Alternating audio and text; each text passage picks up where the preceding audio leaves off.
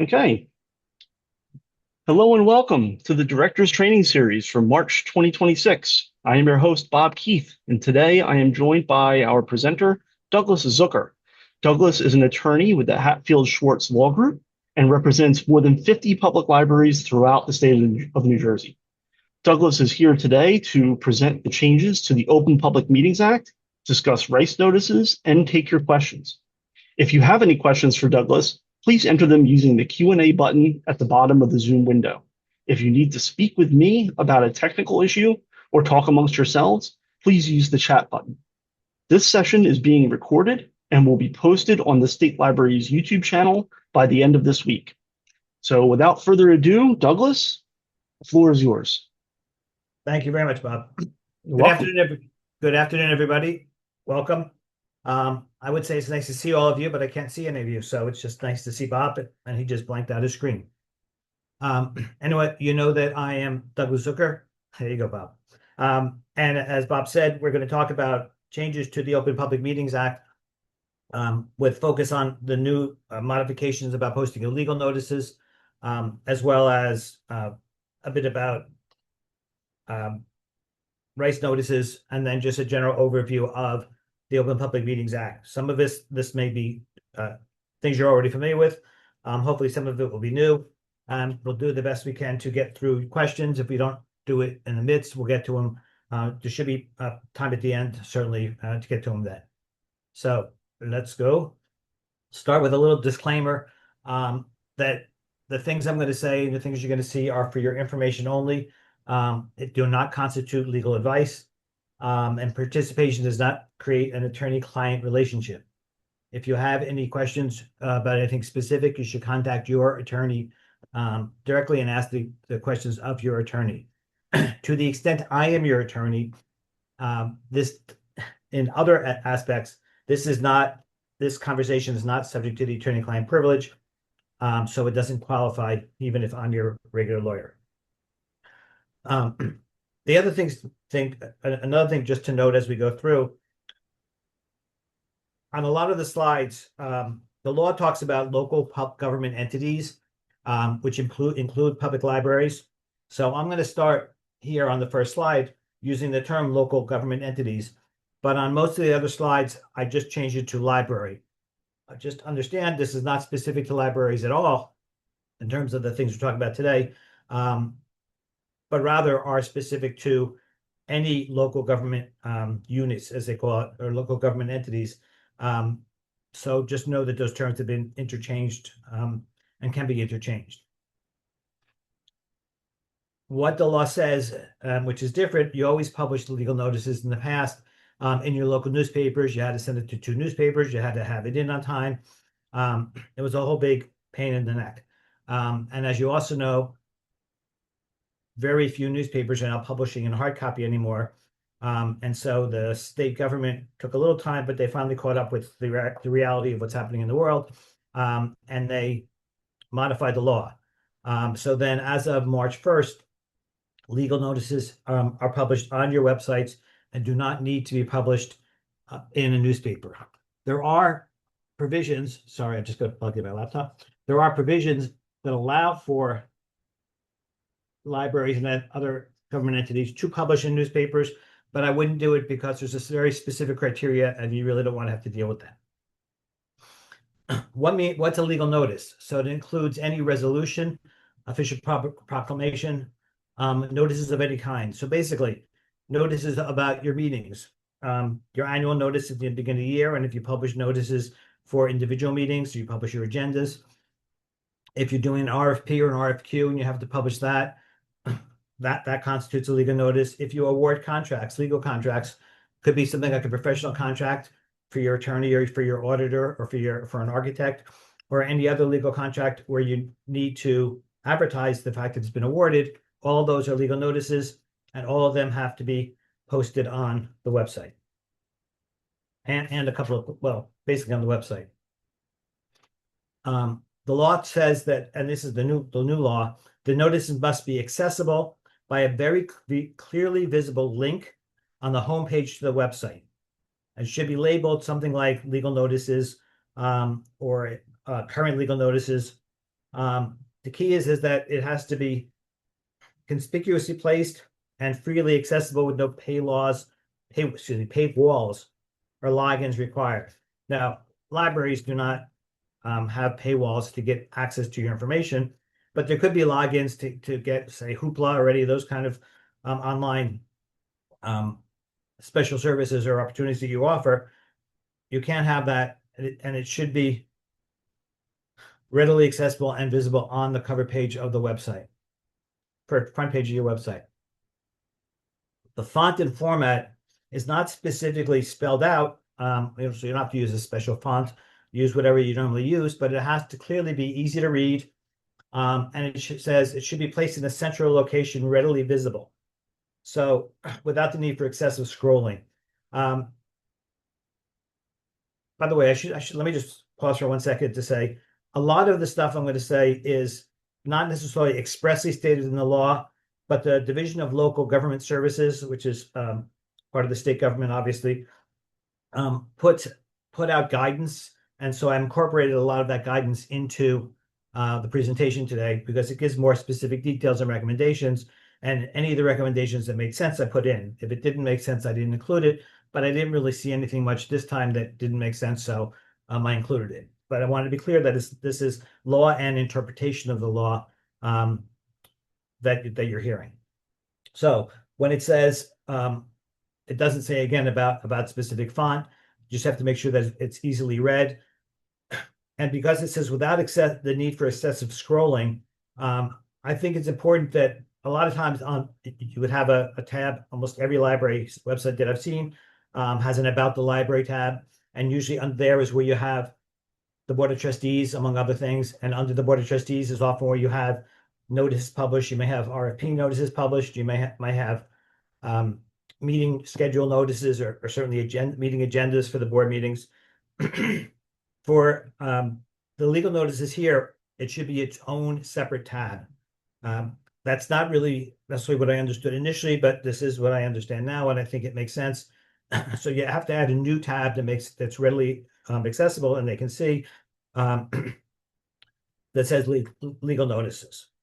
The other thing it says is that they have to be not only friendly from on a computer, but also from easily accessible from a mobile friendly format, so that it can be accessed on a cell phone as well as on a computer.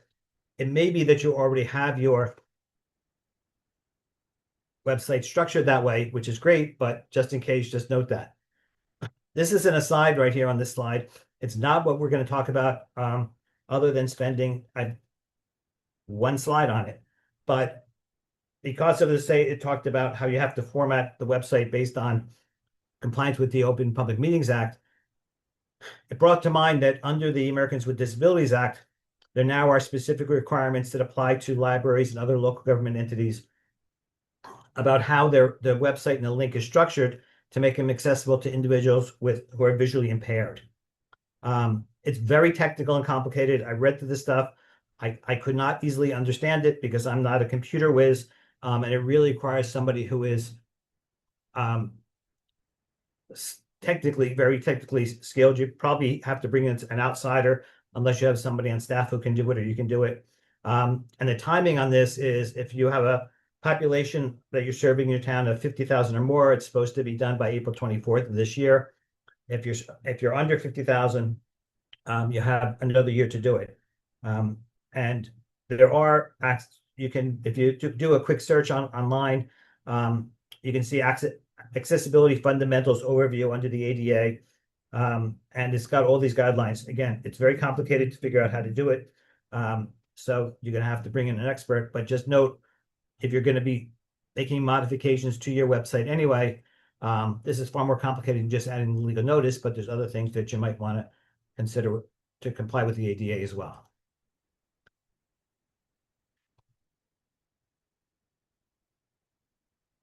The legal notices, once posted, have to remain on the link for at least a week.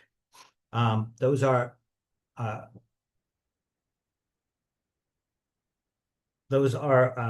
just paused because I saw a question. Can it be called public notices as opposed to legal notices? I suppose technically yes, but they really are, this really is, we're talking about legal notices. So I would err in favor of legal notices because there could be a public notice you would issue that's not something that you're legally required to issue.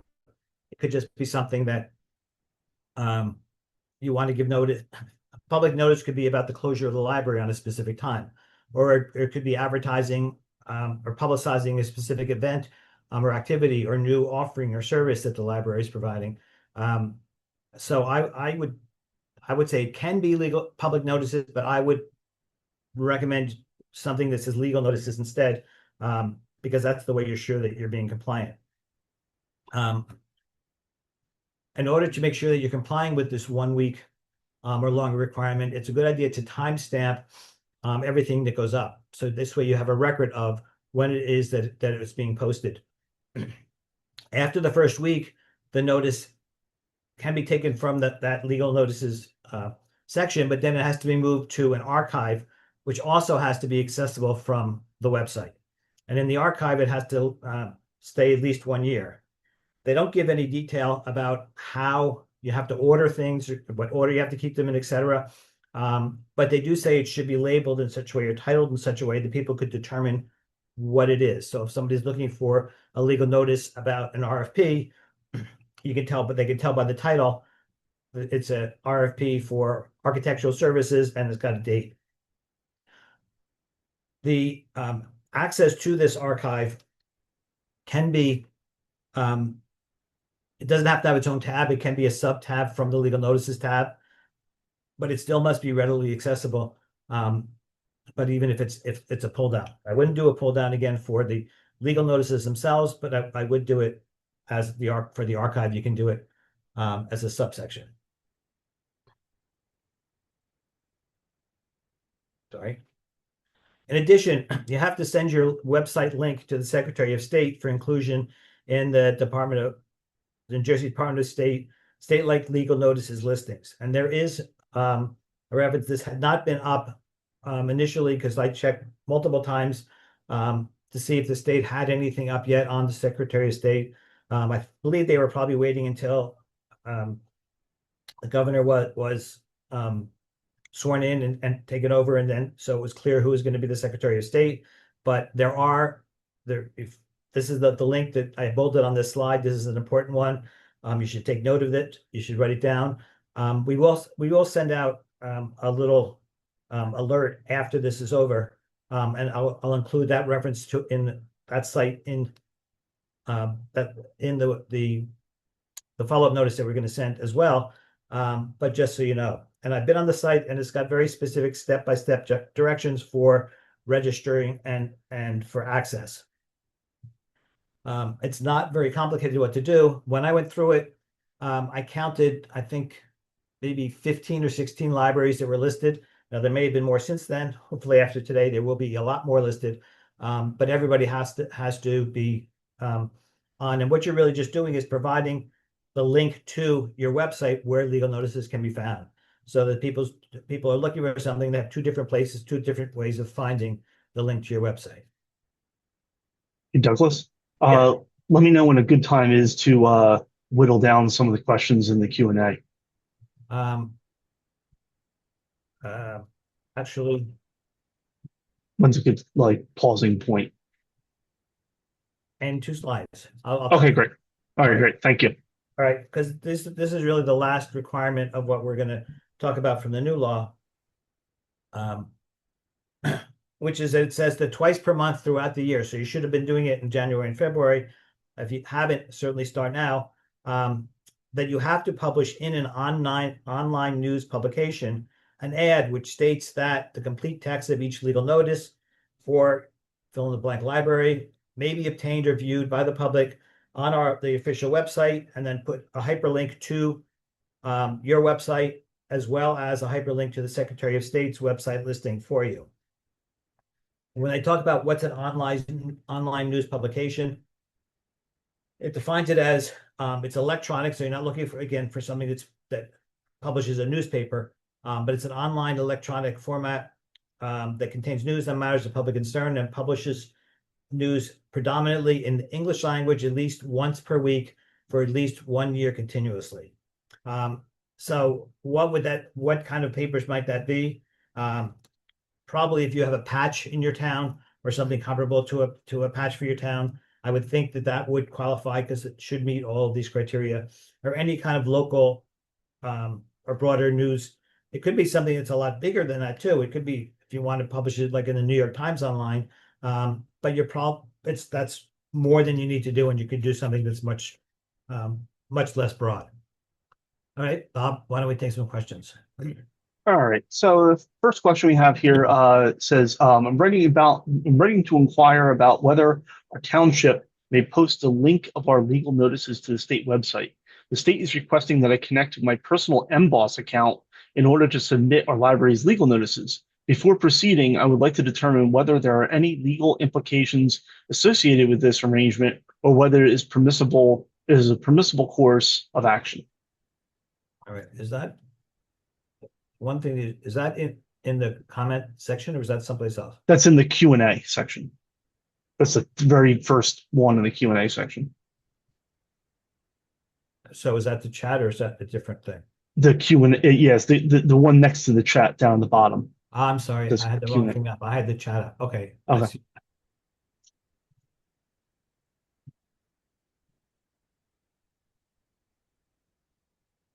Okay, this is a dumb question, but I don't know what an MBOS account is. That's management of benefits for state workers.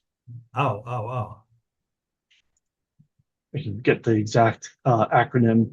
I was looking at it the other day and I forget what it I, means. I didn't. Member benefits online system.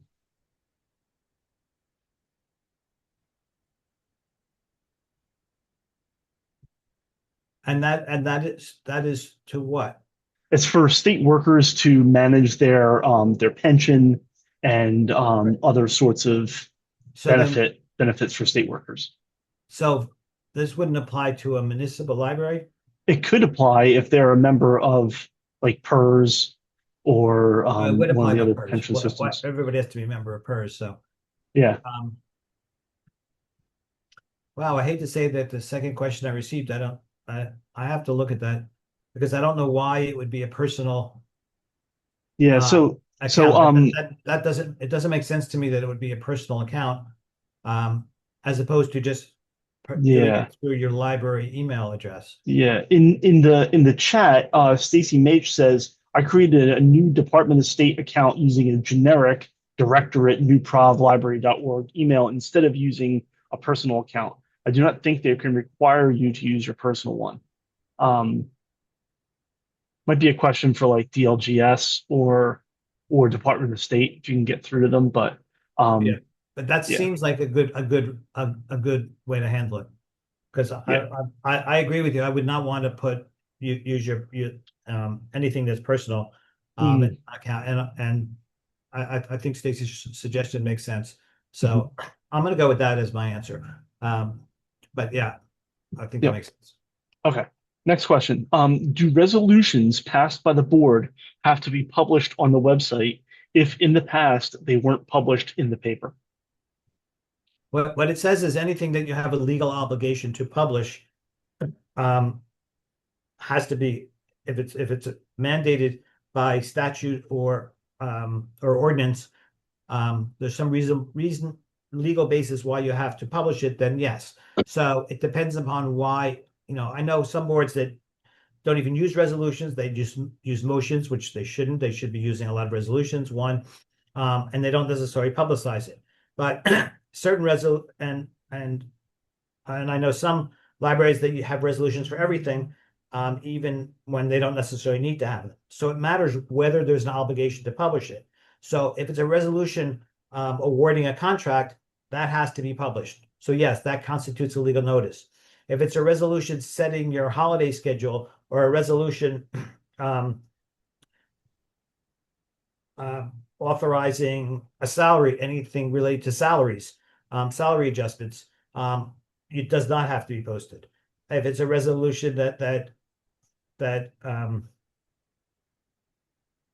I guess anything that's an appointment of some kind, anything related to a contract, All of those things have to be posted, but it matters what the resolution is. There's not a general rule, but if in the past they weren't published in the paper because they didn't have to be, this is not expanding that. This is just saying what you used to have to publish, you still have to publish, but you just do it on your website instead of in the paper. So if you're doing it right in the past, keep it, it would be the same. Cool.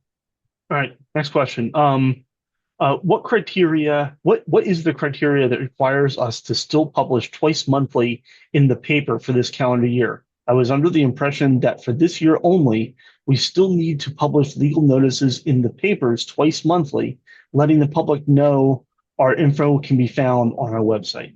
No. Well, to be clear, the legal notices are not being published. You could have started as of January 1st, but as of March 1st, for sure, legal notices themselves only get published on your website. What gets published, if I can make this go back 2 slides, what gets published is that you have to publish an ad stating that the complete text of each legal notice may be obtained or viewed by the public on your website, and you have a link to your website as well as a link to the hyperlink to the Secretary of State's listing. That's all that has to be published. You're not publishing the notices themselves. You're only publishing notice of where to find the notices. So it's one relatively short ad that's going on onto the online news publication. You're not publishing the resolutions of, or excuse me, the legal notices themselves. Okay. Next question. So someone's talking about the 2025 librarians holding New Jersey professional certificates and then list them. Can that be public? Can it be public notices? I don't know why you'd be publishing that at all, because that kind of goes just to us for state aid. Right. Yeah, you would not have to publish. You wouldn't have, I don't know if those are 2 separate questions. But if you would not need to publish which librarians hold a New Jersey professional certificate, but whether it can be under public notices, I answered that already, and I recommend something like legal notices or current legal notices rather than public notices, just to be very clear what you're doing. Yeah, that list of professional people who hold professional certificates needs to be sent to us for state aid in some cases, particularly if you serve population over 20,000. But for publishing that, I've never heard of that before. Next, are the awarding of all contracts, fair, non-fair, etc., by definition required to be published as a legal notice and therefore subject to this? Pretty much, yes. The exception might be if it's a very small contract and it's under 15% of the threshold, which is 17.5. So it's like if it's under like 26.25, I believe is the number. I don't think that you need a resolution, so you don't need to post, but anything else you would, yes. Okay. I'm going to pause after this one and so you can get back to your presentation, and then maybe you can tell me next when we have another pause to get through it. But the next question before that is, if our township has set up a page for legal notices, can we post there instead of on the library website, or should they go on both? They should go on the library's website. Whether you want to also go on the township's website, that's up to you. That's not required by the law to be on the township website. It also doesn't bring you in compliance with the law if you publish on the township's website. So if you want to do that for whatever reason, that's up to you. But it's not necessary to do that. The one thing, and I'll talk about this later, but if you're sending notices of your meetings out, it was always sending a copy to the municipal clerk. I didn't see anything that changed that in the law, so I would say that's still what you should be doing. But that's just notice of meetings. That's not all legal notices. And that doesn't have it changed the obligation that we're talking about here in any way. That's something you always had to do and you would still do. So it doesn't satisfy your obligation if you publish on the town's website. You don't have to do that. If for some reason you have to because of the town, that's an issue, but it's legally, it's above and beyond. It's not something that is going to satisfy your obligations under the modifications of the law. You have to do it on the library's own website. Okay, sounds good. And go ahead and we'll pause again later. Okay. All right, so we're going back to the Open Public Meetings Act. We finished the recent modifications to it, and now we're just going over some general information about it. Hopefully, some things that maybe you did or didn't know. But what the statute says is that all citizens in New Jersey have the right to advance notice of and to attend all meetings in which any business affecting the public is discussed or acted upon. And except, of course, there's limited circumstances, essentially the public sessions versus executive portions of the meetings. Public notices have to be posted at least 48 hours in advance and give the time, date, and location of the meeting, and to the extent known, the agenda, and whether formal action is taken. So if on your agenda you list resolutions, that indicates formal action will be taken. If not, it probably means no, it doesn't.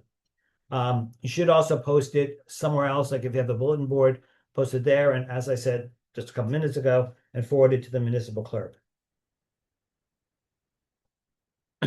Under the law, a meeting is defined as any gathering, whether corporeal, easy word, corporeal, or by means of communication equipment, which is attended by or open to all members of the public body, held with the intent on the part of the members present to discuss and act as a unit upon the specific public business of that body. I put in that legal definition because there's elements of it that are important to break out. One of them is that it says whether corporeal, essentially meaning in person, or by means of a communication equipment. That's not new. That language is there years before Zoom was ever invented. And that meant that people could, in the old days, could have called in on a conference call phone, and trustees could have participated remotely by conference call. I mean, I had that done in limited basis even before COVID, just because people wanted to attend and they couldn't make it, and we let them participate by a conference call phone, or speakerphone rather. There has to be an intent on the part of the members of the board who attend the meeting to discuss and act as a unit on specific business. And public business in this case refers to all matters which in any way relate to whatever it is that the board is doing. So that anything related to the business of the library that would come before the board would be considered to be government business. The agenda is supposed to have the details of, or at least identify what the topics are that the board is going to discuss. If they don't know that something is going to come up, they are allowed a certain flexibility to add things. And there's certainly been times when an agenda changed at a meeting because they didn't know something was going to come up or it comes up at the last minute. And that's permissible, but to the extent known, it should be included in the agenda. All topics should be included ahead of time. A public meeting does not include something attended by less than an effective majority of members. So if you don't have a quorum, which is 50% plus one, if you don't have a quorum, then it doesn't constitute a public meeting. We had it come up recently where we had a quorum in a meeting, and then one of the members of the board had to leave. And the question is, could the meeting continue, or what has to happen? And the answer is yes, the meeting could continue, but they couldn't vote on anything or take any action. Any action had to be while that trustee was still in attendance. Once he left, the official portion of the meeting is ended, even if they went through some other things that were still happening. The second part of it is that if it's attended by or open to all members of three or more similar public bodies at a convention or similar gathering. So if people go to NGLA, or if they're participating in anything with a bunch of trustees from other libraries, that doesn't constitute a meeting. All right, we're going to go through a few examples, and if we were together, I would ask you for your input. There's too many people here to have everybody vote, so you can vote in your head, but we're not going to be collecting votes on this. But the question, the scenario is, if 4 of 9 board members participate in a committee meeting, is that a public meeting? The answer is no, not a public meeting. If less than the majority of the board meet as a committee, it does not constitute a public meeting. So no minutes or notice are required. If a majority of the board members attend any meeting, then public notice is required and minutes must be kept. So even if it's a committee meeting, if you have a majority of the board, say you have a 7-person board and 3 people on the committee, but the president of the board also comes to the meeting, you now have 4 people at that meeting. That is now a public meeting. It's supposed to be noticed and minutes kept, just like any other public meeting. Next, if the director sends out an email to all board members regarding an incident in the library, and 6 of 9 board members reply to all, the 2 only say they agree with another comment. Is that a public meeting? So it's via email, and 6 of 9 members replied to that meeting. Is that a public meeting? The answer is yes. There you go. It is a meeting because the majority of the board members participated. The rules applied, even though the meeting was not in person, that it was done online. For that reason, in sending out any kind of notice to board members, I recommend that you send them as BCCs, because if they're blind copied on it, nobody can hit reply to all, and therefore you don't have a public meeting. But if you do a reply to all and then people are responding to each other, regardless of what they say, you now have created it as a public meeting. And so my recommendation is send things out BCC so you don't risk creating a public meeting just through an email exchange. Next scenario, if all 9 board members attend a barbecue at the board president's home in order to celebrate the retirement of a long trustee, is that a meeting? No, it's not a meeting. Because to be a meeting, the members of the board have to gather with the intent to discuss as a unit or act as a unit on specific public business, including matters related in any way to the performance of the board's functions. Here, they're at a barbecue. It's strictly a social event. They're not discussing board matters, and they should not do that. They should keep it very, very social. But that barbecue in and of itself would not constitute a public meeting. Question: can a board member attend a board meeting without being present in the room? Well, I hinted to this earlier, or I said it basically earlier, and the answer is yes. Because of the definition that includes by any means of communication equipment. Unfortunately, it says OPRA doesn't specify, but it should say OPMA doesn't specify. That's a mistake in my proofreading this. It doesn't specify what equipment, but there is certain criteria about the equipment. But the criteria is dated. It has not been updated since Zoom basically came on the scene. When I'm saying Zoom, that could be Teams or any other of those competing or alternative online webinar or video transmission apps that you might use. I'm not endorsing Zoom in any way.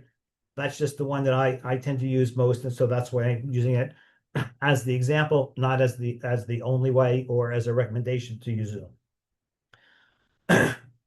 The equipment must, and again, Zoom and similar apps do meet these criteria. They are more of an issue in the past when you only had telephones as the primary way to communicate. So the equipment must allow the member to hear everything that's being said and to be heard by everyone else at the meeting, including the public. So the recommendation, these guidelines originally said so all microphones are required, but not now it's all built in. So it's just that the speaker has to be on and the volume has to be sufficient in order to make sure that everybody can hear what's going on. They cannot, though, attend for these purposes. You couldn't attend a meeting via email or via text or any other means. They have to attend in person, even if they're remotely in person. They can't just be sending messages because they have to be able to hear and be heard in terms of anything that's said. If there's an issue involving any kind of documents, then the board member participating remotely has to have access to those documents. If there's any kind of hearing, then you need two-way video feedback. But again, Zoom or Teams, whatever that provides it for us. So technology basically caught up and surpassed these requirements. If multiple board members need to participate remotely, each of them must connect into the link, and then someone must be, let me, instead of saying, let me explain what I'm talking about. When COVID first started, we had issues where how are we going to handle it? Because Zoom was not a thing yet, but board members still were allowed to participate remotely, seemingly using a conference call line and a speakerphone, but somebody still had to be on site in the library because it was open to the public. And if the public attended, even if they had to stay distances apart, 6 feet apart, they had to be able to hear and participate. So we had to have it that somebody from the library was physically on site. Now, they created additional rules during COVID that changed things around, but that's the way we started originally, and that's based on this, that if you're noticing that a meeting is going to be in a specific place, you have to have people in that place for the public to come. There are some boards that tend to meet where the board members are primarily remote. And is that allowed? I think technically it probably is. It's not recommended because it's better for people to be together. That helps more to create the board and to create some symmetry and cohesion among the board members. It's also better for communication and for the public presentation. But I think technically, as long as somebody's physically on site, and I know of one board, for example, where the director is in the library, and so members of the public may come to the meeting into the library, but the board members themselves tend to be all participating remotely. Yeah, it's not ideal, but I think I don't know of any reason why it's not technically lawful.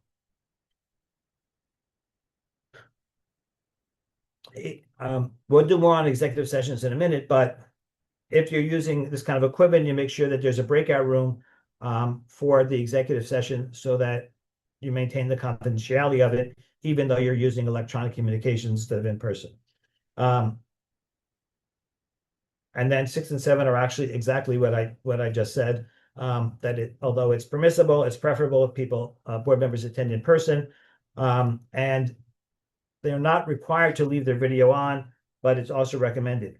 The key is that they have to be able for the public to be able to hear what is being said, and it's usually easier for them to understand what's being said if they can see the person, but it's not strictly required.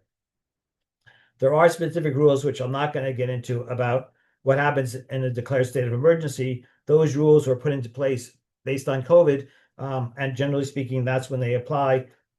My experience is when we have some current severage, like when we had the blizzards or the snowstorms recently, boards tended to cancel their meetings rather than try to conduct them fully remote. If for some reason you have to have a meeting fully remote, you have to then make sure to publicize how the public can access the meeting through that same remote access. So if it's a Zoom or a Teams link, that has to be available to the public so they can link in as well, which is then where it ties into having a separate breakout room for those participating in executive session. For the conduct of public meetings,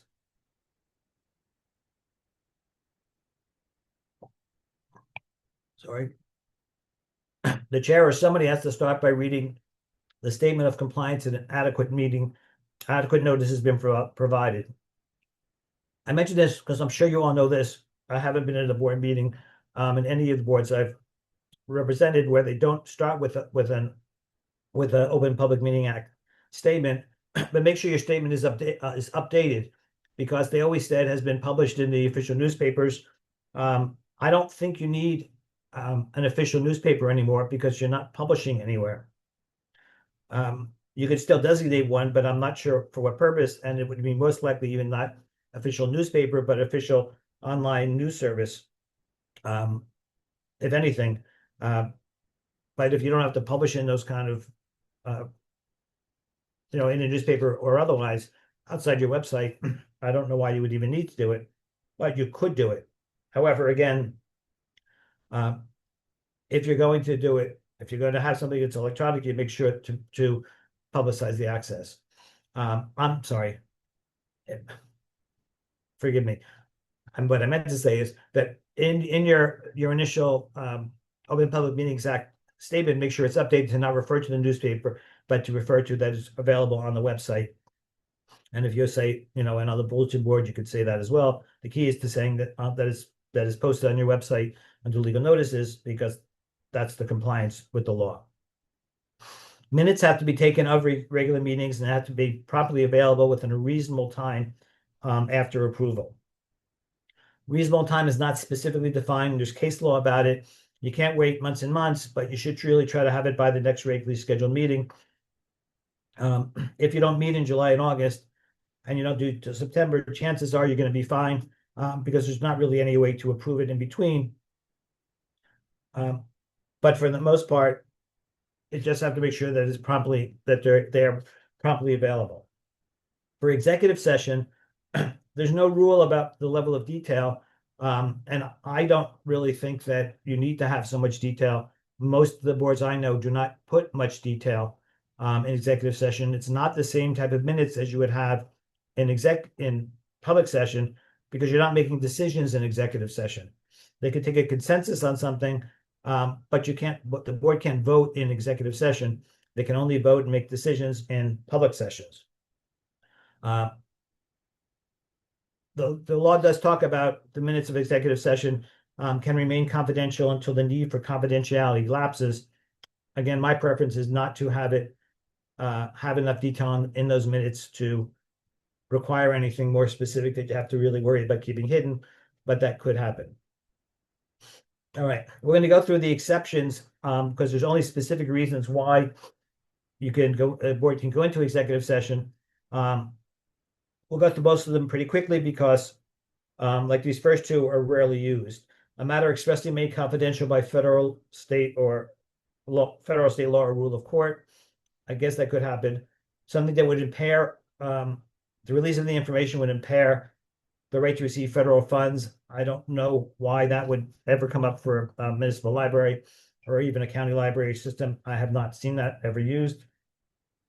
If it would constitute an unwarranted invasion of individual privacy, but then it talks about records, data, reports, recommendations, or personal matter of educational training, social service, medical health, legal defense, all these other things, programs operated by a public body regarding any specific individual submitted to or served by such institution.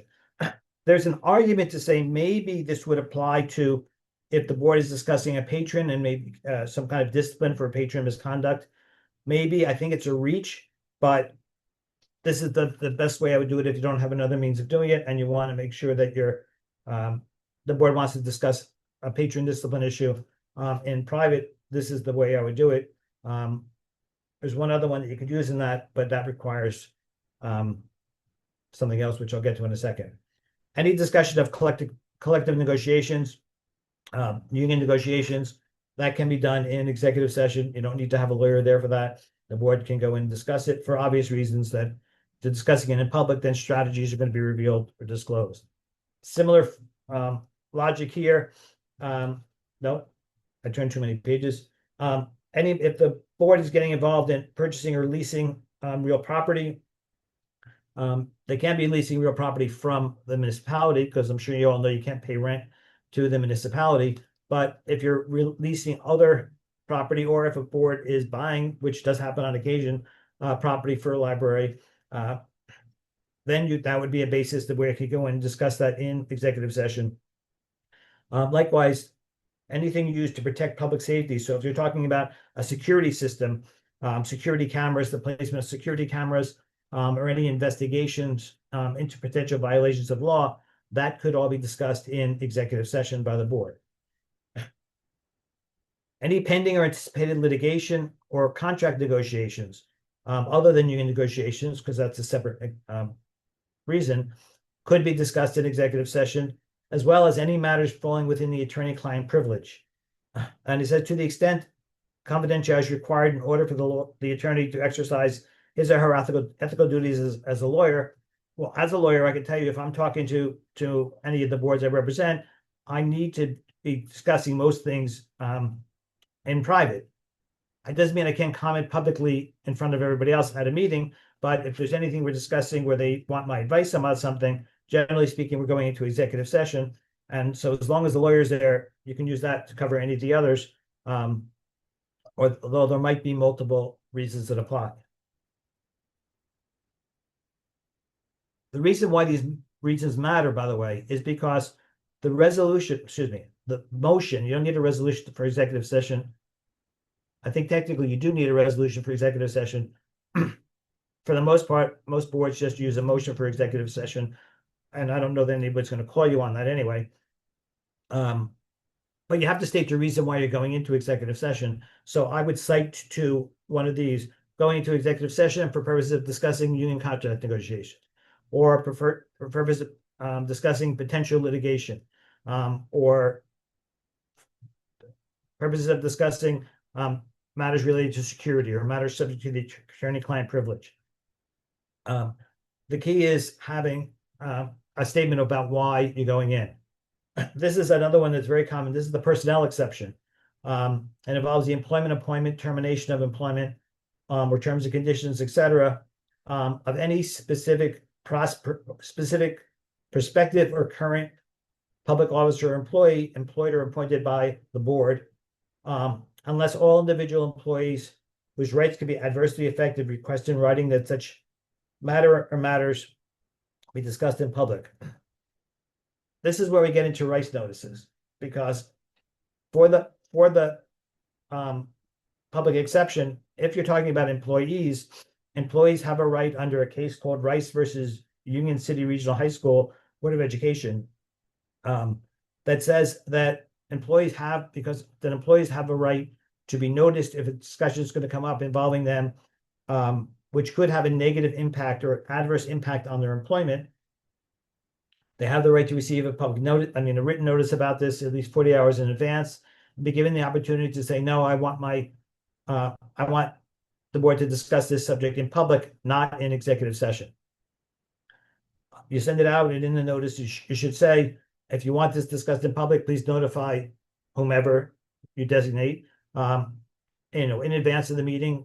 And if we're sending out just 2 or 3 days earlier, a lot of times we'll say by 5 o'clock the day before, or by 2 o'clock that day, something, so we can make an appropriate adjustment. It's important to note that Rice notices are only required if the board is discussing something that will have an adverse effect, or if the board intends to discuss it in executive session. So if you plan to discuss, the board plans to discuss something about an employee, but they're going to do it in public session, you don't need a Rice notice. If there's no adverse impact, you don't need a Rice notice. And this came up recently where the board was to discuss about payroll salary adjustments for employees. And they said, well, we always send Rice notices, but when thinking about it, because I just prepared this presentation, discussing somebody's pay, how much pay of a pay increase they're going to get. And I'm not talking about something that's general for everybody, but if it's specific employees, because if they're just talking about a general overall, like across the board increase for everybody, this Rice notices are not necessary. But if you're discussing specific individuals getting different kind of raises, then it's a question whether it would. I think there's a reasonable argument to say you don't need to issue the Rice notice in that case, because it wouldn't be adversely affecting the employee's employment, how much money they get in terms of a raise.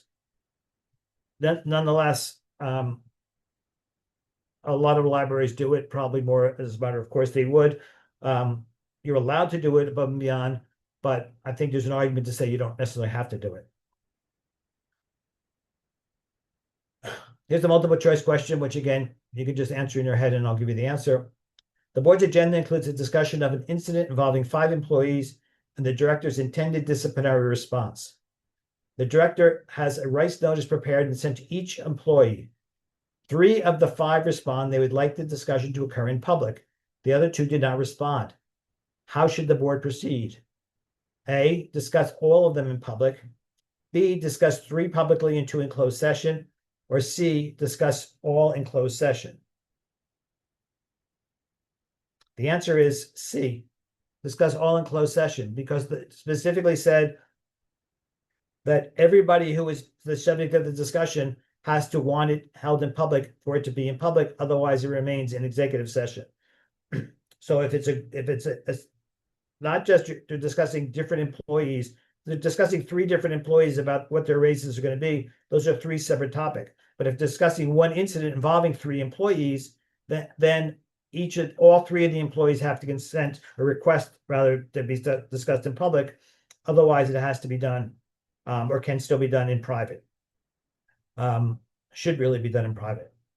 The other thing, again, to reinforce is that board votes taken in executive session, they shouldn't be taken. So if they are taken, they're not valid.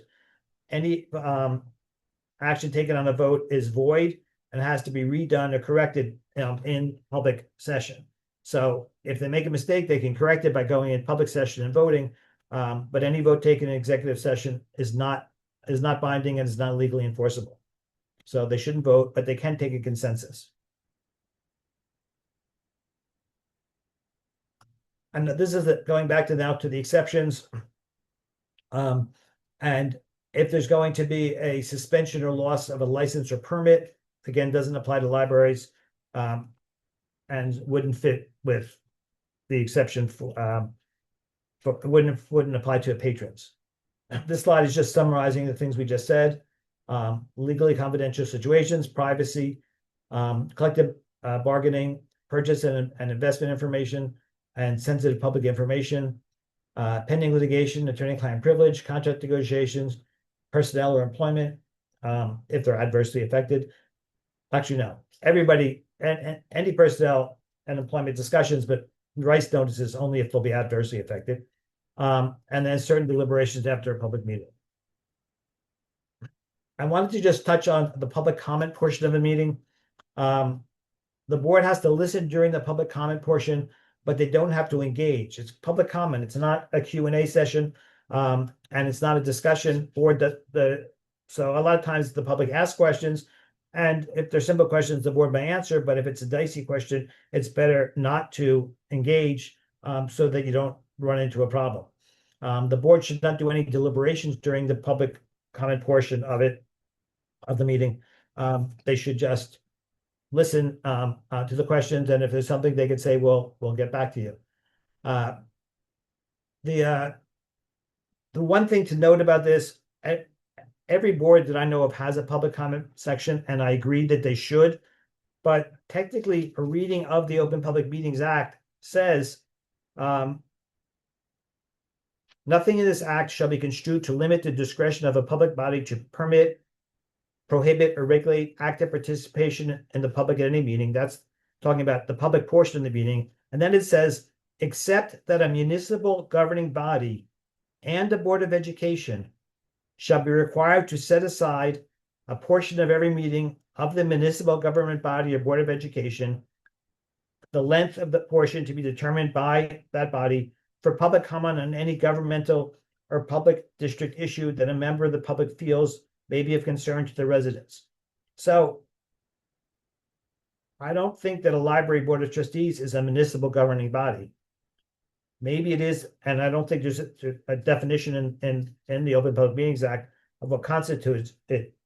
So there may be an argument to say that a library board doesn't have to have public comment. However, I'm not recommending that you do that because it's already so entrenched into the system, and because library boards of trustees try to be transparent. So I would not recommend that you do that. So in a library, there are really no dumb questions or dumb requests. Take a minute and watch this, because this one may be the exception. Hello, I'd like to order French fries, a burger, and a milkshake. This is a library.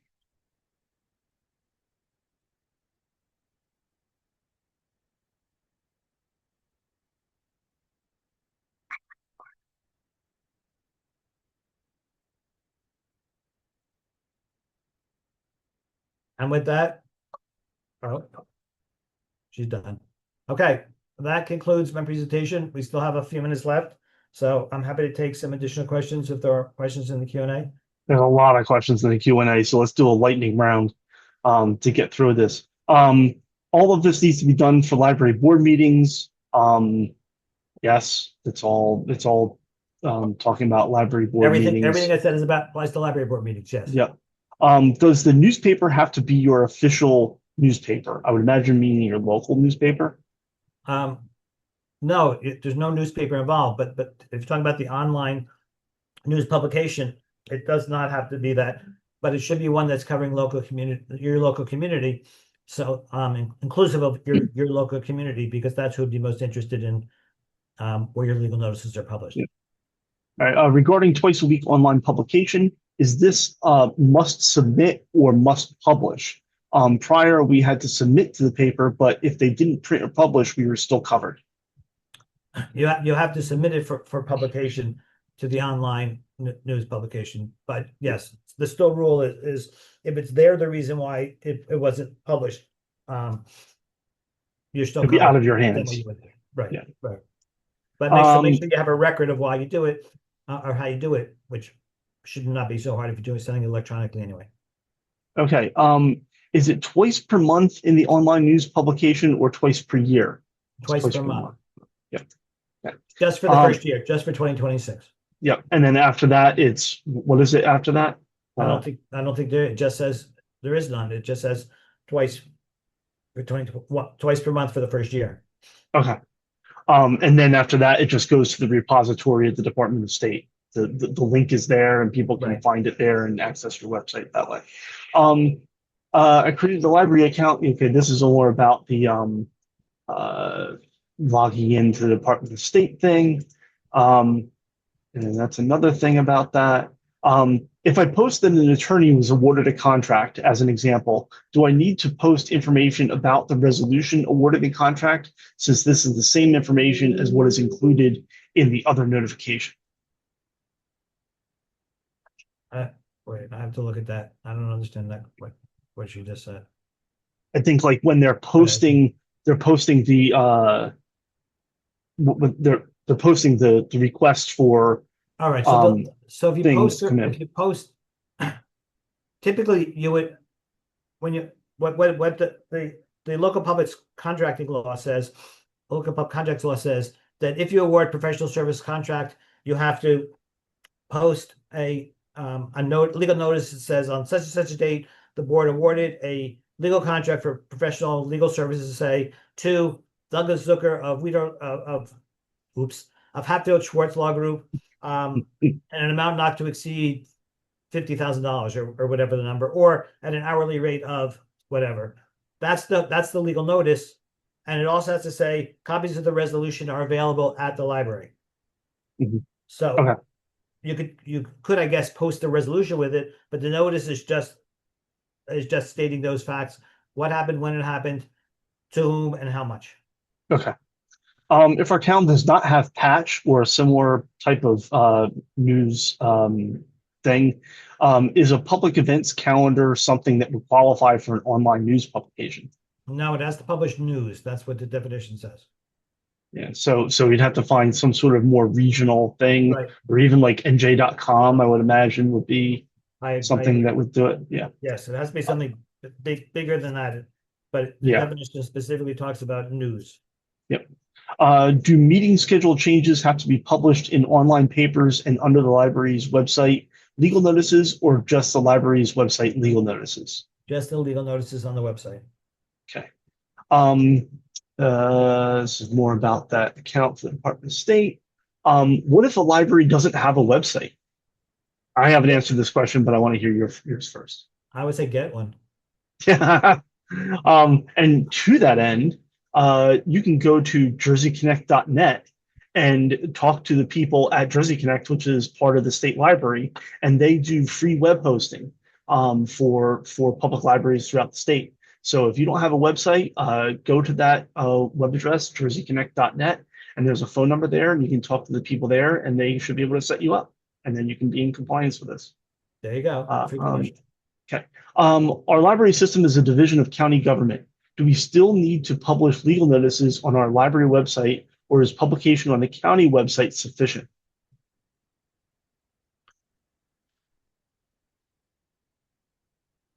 I'm not familiar how every county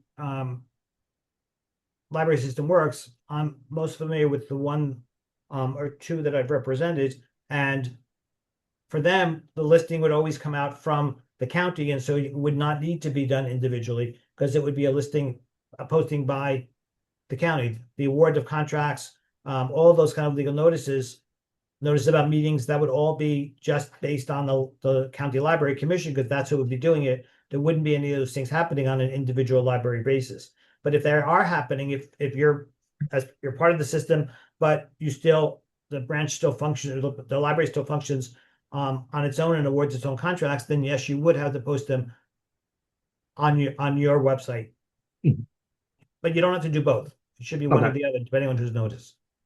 All guidance is related to the library's website, just making sure that there are any requirements for also publishing to library's social media, I guess. We had remote board meetings as a change due to snowstorm rather than in person. While we posted to the website, we also shared on social media more as a courtesy to the wider community that wouldn't look at our website in the spirit of the Open Public Meetings Act. I think that's a good practice, and that's very good. I mean, your libraries are public services. That's the business of libraries. So I think it's a good idea to post a last minute change like a cancellation or a change to a remote meeting based on poor weather or other emergency. So is it legally required? No, but is it a good practical idea? I think it is. That's Yeah, just my opinion. Well, it's one person's opinion, but I think yes, it is. That is a good idea. but they don't need to, so they should post it to basically to both, is what you're saying. Yes, but you To the still must post. website. You must post it to your website. The But website means you're in compliance, and the socials Right. mean that you're getting the most eyes on. right. So it's good transparency, et cetera. Good public service, community service by doing it to your social media, but that's not legally compliant. Legal compliance requires the website. Yep. Okay. I should add to the above that we do not have a library board or commission. The director reports directly. Okay, so the director report in that county question. The director Right. reports directly to the county treasurer. So they don't have a board or So commission or it's- anything like that. Well, then it sounds like you're part of a county system, but you're functioning independently. Again, if your board is the one awarding contracts, holding meetings and setting a meeting schedule, then yes, you would post those things on your website. But if they don't have a board or commission, is what she's saying.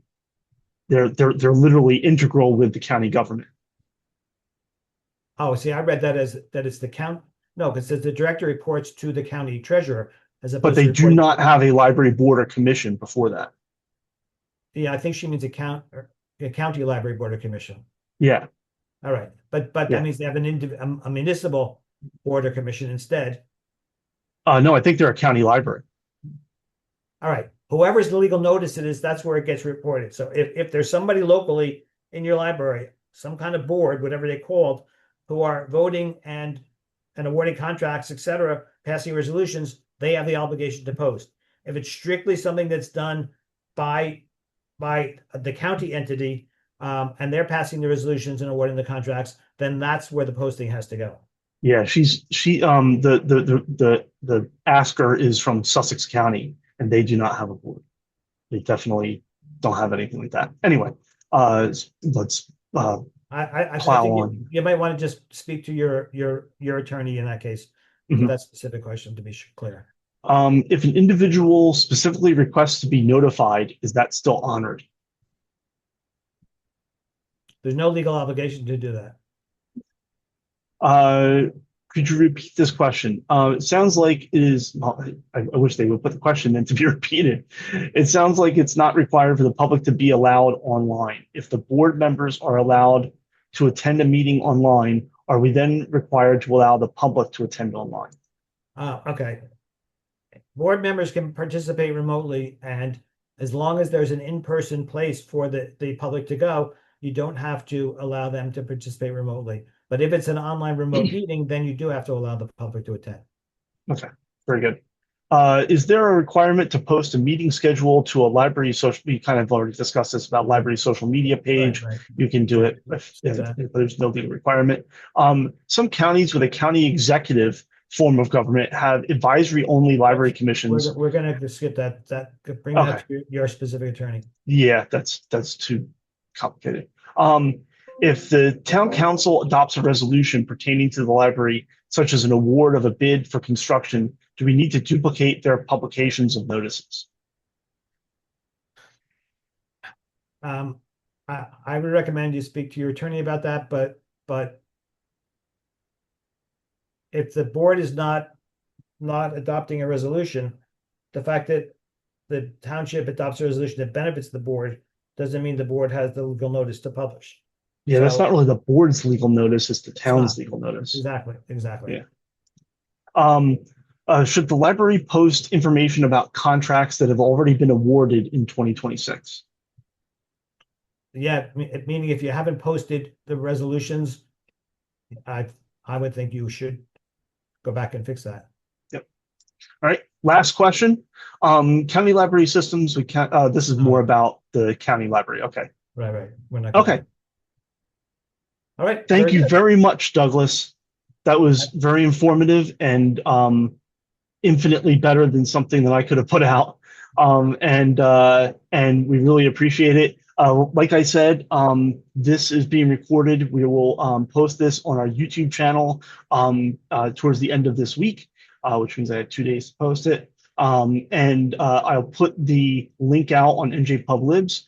Let your trustees know that there is another session of this, basically a similar thing, a little bit more tailored towards trustees probably, on March 25th at 7 p.m. And the link to register has gone out on the NJLTA listserv, as well as on the NJ Pub Libs listserv just the other day. So please send them that link.